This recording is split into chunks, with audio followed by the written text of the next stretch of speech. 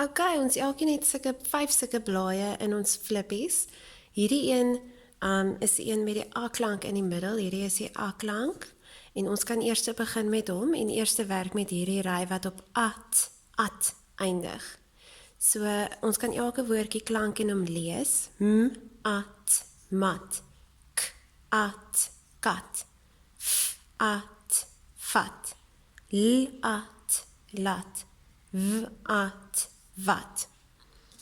Dan kan ons met ons klein klankies wat ons uitgeknip het, kan ons dit bou.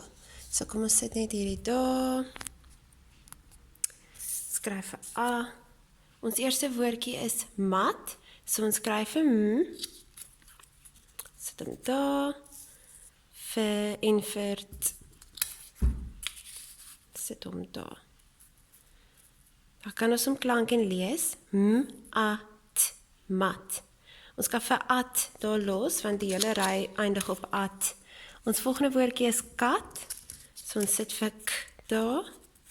K, at, kat. Dan kan ons hom weghaal. Ons bou vir vat. F, at, vat. Volgende woordjie is lat. L, at, lat. En ons laaste woordjie is wat. W, at, wat. Dan kan ons al die woorde oefen wat daar is, nie net die A, die klankies, die woordjies met die A in die middel nie, maar ook al die ander woordjies, die O, die U, die I en die E woorde wat ons in ons flippies het.